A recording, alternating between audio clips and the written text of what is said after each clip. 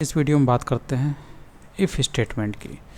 If statement, else statement, इन्हीं सब की बात हम लोग यहाँ पे करने वाले हैं। तो सबसे पहले इफ़ स्टेटमेंट। इफ़ स्टेटमेंट का मतलब ये है कि ये एक कंडीशनल स्टेटमेंट है। कंडीशनल स्टेटमेंट का मतलब ये होता है कि इससे पहले जब आप कोई चीज़ प्रिंट कराते थे, कुछ भी कोड लिखते थे, उसे एग्जीक्यूट करा लेते थे। लेकिन यहाँ पर क्या है कि आप कंडीशन के आधार पर अपने कोड को एग्जीक्यूट कराना चाहते हैं। यानी कंडीशन जब ट्रू होगी तभी आपका कोड एग्जीक्यूट करे, और जब कंडीशन फॉल्स हो तब आपका कोड एग्जीक्यूट ना करे। तो इस चीज़ को हम लोग स्टेटमेंट, जो कंडीशनल स्टेटमेंट है, उनके ज़रिए फुलफ़िल करते हैं। तो सबसे पहले है इफ़ स्टेटमेंट, उसके बाद है इफ़ एल्स, इसको धीरे धीरे देखेंगे, फिर है एल्स इफ, फिर है स्विच। तो सबसे पहले देखते हैं इफ़ स्टेटमेंट। इसका सिंटेक्स देख लेते हैं कि किस तरीके से इफ़ स्टेटमेंट का इस्तेमाल किया जाता है। तो यहाँ पे देखिए, यहाँ पर सबसे पहले आपको इफ़ कीवर्ड लिखना होता है, और उसके बाद आगे पैरेंथेसिस है, थोड़ा सा गैप है, फिर आगे पैरेंथेसिस है, पैरेंथेसिस में कंडीशन लिखा हुआ है। इसका मतलब यहाँ पर आपको कंडीशन देनी होती है जिसका आउटपुट या फिर ट्रू होता है या फिर फॉल्स होता है। इस जगह पर कोई भी लॉजिकल एक्सप्रेशन हो सकता है या फिर कोई भी ऐसी कंपेयर वाली चीज़ हो सकती है जिससे आपको ट्रू और फॉल्स ही मिले इस जगह पर। ठीक है, तो यहाँ पर कंडीशन होती है ट्रू फॉल्स के रूप में। कोई भी एक्सप्रेशन हो वहाँ, यहाँ पर पैरेंथेसिस के अंदर, वो हमेशा आपको ट्रू या फॉल्स ही दे, ऐसी चीज़ आप यहाँ पे रख सकते हैं। और उसके बाद ये कर्ली ब्रेसेस है जिसके अंदर आपका कोड लिखा हुआ होता है। तो ये कोड तभी रन करेगा जब ये कंडीशन ट्रू होगी। तो यही जो होता है इफ़ स्टेटमेंट होता है। तो इसको एक एग्जांपल से समझ लेते हैं। जैसे कि यहाँ पर है, तो यहाँ पर देखिए इफ़ के बाद इस पैरेंथेसिस में 5 ग्रेटर दैन 3, ये कंडीशन है। तो 5 3 से बड़ा होता है तो इससे आपको ट्रू मिलेगा। तो जब ये ट्रू आएगा इसका मतलब इफ़ ब्लॉक चलेगा। इफ़ ब्लॉक चलने का मतलब है इफ़ के अंदर जो कोड पड़ा हुआ है, यानी इसके कर्ली ब्रैकेट में जो कोड पड़ा हुआ है, ये एग्जीक्यूट करेगा। तो एग्जीक्यूट करेगा यानी कि इस चीज़ को इको कर दिया जाएगा। ठीक है, तो यही होता है इफ़ स्टेटमेंट। तो इसीलिए ये चीज़ आपको यहाँ पे दिखती है। अब अगर आप इसको रिवर्स कर दीजिए तो ये कंडीशन क्या देगी, 5 3 से छोटा तो होता नहीं है, तो ये कंडीशन हो जाती है फॉल्स। इसकी वजह से इफ़ का जो ब्लॉक है वो नहीं चलता, यानी इफ़ की बॉडी में कंट्रोल आएगा ही नहीं, यानी कि ये कोड आपका एग्जीक्यूट ही नहीं करेगा। तो यहाँ पर आपको कुछ भी नहीं दिखाई देगा। ठीक है, तो इस तरीके से होता है। अब इसके बाद मान लीजिए आप चाहते हैं कि ये चीज़ तो दिखाई नहीं दी, इसके बावजूद कोई दूसरा कोड रन करना चाहिए, यानी कि यहाँ पर कंडीशन फॉल्स हो जाती है, इसके बावजूद कोई ना कोई कोड तो रन करना चाहिए। तो उस कोड को आप इल्स में लिख देते हैं इस तरीके से।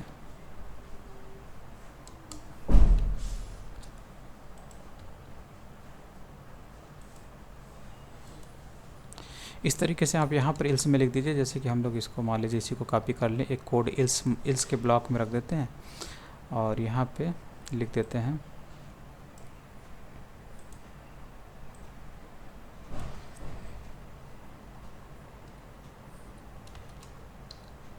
If is not run, if नहीं चला। ठीक है, तो इसको यहाँ पे लिख दिया। तो अब इसको आप रन कराएंगे तो देखिए ये तो कंडीशन फॉल्स हो गई, तो ये इफ़ ब्लॉक तो चलेगा नहीं, यानी ये कोड एग्जीक्यूट होगा नहीं। लेकिन इल्स वाला जो कोड है ये ज़रूर रन करेगा। इसको रन कराते हैं तो देखिए ये चीज़ आ गई, ये चीज़ यहाँ पे लिखा हुआ है। ठीक है, यानी कि इल्स का ब्लॉक चल गया। तो जब भी कंडीशन इफ़ वाली फॉल्स होती है तो इल्स में जो पड़ा हुआ कोड है वो रन हो जाता है। तो ऐसे सिचुएशन में जहाँ पर आपको लगता है कि अगर कोड फॉल्स हो जाए, कंडीशन फॉल्स हो जाए, तो फॉल्स होने पर भी कोई ना कोई कोड रन करना चाहिए, तो उसको आप इल्स ब्लॉक में डाल देते हैं। ठीक, ये होता है। अब इसके बाद सोचिए कि आप एक ही कंडीशन टेस्ट करने के बाद इल्स ब्लॉक यहाँ पे लिख दिए, एक इल्स ब्लॉक का आपने इस्तेमाल कर लिया कि फॉल्स होगा ये इफ़ का ब्लॉक, इफ़ की कंडीशन फॉल्स होगी तो दूसरा कोड रन कर जाना चाहिए। लेकिन इसके बावजूद आप चाहते हैं कि एक कंडीशन तो आपने टेस्ट की, एक और कंडीशन आप चाहते हैं कि वो भी आप टेस्ट कर लें। ठीक है, तो उसको हम डालते हैं इल्स इफ में, उसको हम डालते हैं इल्स इफ में।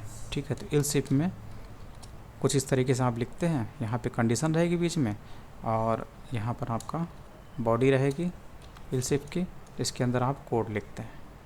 ठीक है, यहाँ पर कंडीशन मान लीजिए दे देते हैं, कुछ भी दे देते हैं, जैसे कि हम लोग दे देते हैं 10 इज ग्रेटर देन 8। ठीक है, और यहाँ पे कोई कोड लिख देते हैं, मान लीजिए इसी को कॉपी कर लेते हैं और यहाँ पे डाल देते हैं इसके अंदर, और यहाँ पे लिख देते हैं 10 इज ग्रेटर देन 8। अब क्या होगा, ये कंडीशन यहाँ पे फॉल्स हुई तो दूसरी कंडीशन टेस्ट होती है इल्स इफ वाली, तो इल्स इफ वाली ये कंडीशन है, ये टेस्ट होगी। ये कंडीशन अगर ट्रू होती है तो इसका जो कोड है ये रन कर जाता है, यानी इल्स इफ वाला जो ब्लॉक है वो चल जाएगा, यानी कि इसकी कंडीशन जब ट्रू हो गई तो ये कोड आपका एग्जीक्यूट कर जाएगा जो इल्स इफ में पड़ा हुआ है, इल्स इफ की बॉडी में जो पड़ा हुआ है। ठीक है, जब ये चलेगा तो इल्स नहीं चलेगा, यही आपको याद रखना है। इफ़ और इल्स इफ में कोई एक चल जाता है तो इल्स वाला कोड नहीं चलता है। ठीक है, तो एक कंडीशन के बाद फॉल्स होने के बाद दूसरी कंडीशन आप टेस्ट करना चाहते हैं कि इसको भी चेक कर लेते हैं, तो उसको इल्स इफ में डालते हैं। अब इसको आप रन कराएंगे तो इसका देखिए, इसका आंसर क्या आएगा, आपको ये वाला आएगा, क्योंकि ये कंडीशन ट्रू हो गई। ये जब टेस्ट हुआ था यहाँ पे जब कंट्रोल आया था, इसको देखा कि ये तो ट्रू है, ट्रू होने के बाद वो इल्स के अंदर जो कोड, इल्स इफ के अंदर जो कोड पड़ा हुआ ये वाला, इसको एग्जीक्यूट कर देता है, इसलिए आपको ये लाइन दिखती है। भले ही आपका एल्स लिखा हो तो एल्स से कोई मतलब नहीं है, क्योंकि यहाँ पर कंडीशन आपकी ट्रू हो गई है, तो ये वाला कोड चल गया, फिर एल्स को चलने की ज़रूरत ही नहीं पड़ी। ठीक है, अब मान लीजिए यहाँ पर भी इस चीज़ को भी हम लोग फॉल्स कर देते हैं। ठीक है, इसको फॉल्स कर दिया, क्योंकि इससे आपको क्या मिलेगा, फॉल्स मिलेगा, तो ये वाला कोड भी नहीं चलेगा।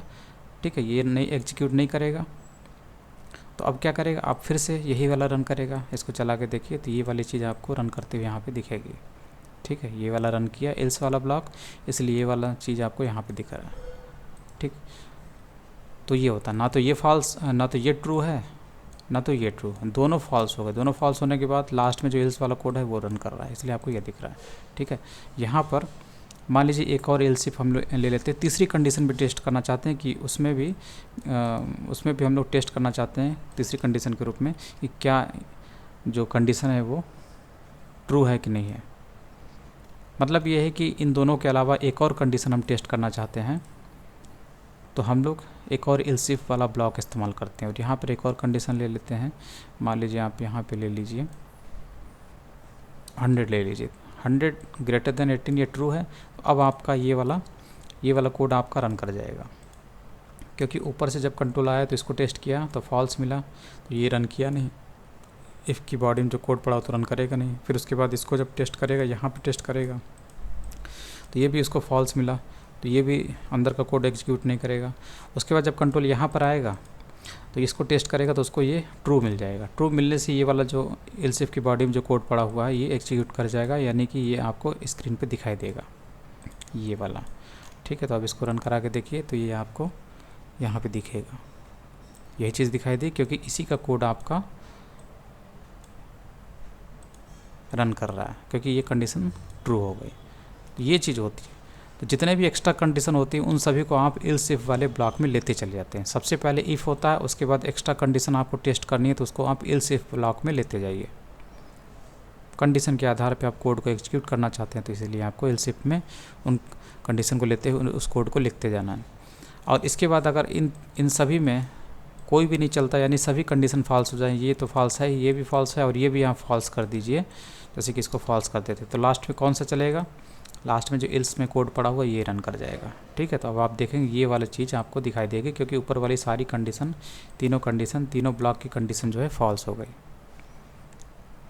तो ये देखिए, ये नीचे वाला आपको ये दिख रहा है। तो इस तरीके से एल्स इफ़ और एल्स स्टेटमेंट जो कंडीशनल स्टेटमेंट्स हैं इनका इस्तेमाल करना चाहिए। ठीक है, और यहाँ पर भी यही सब चीज़ दिया हुआ है।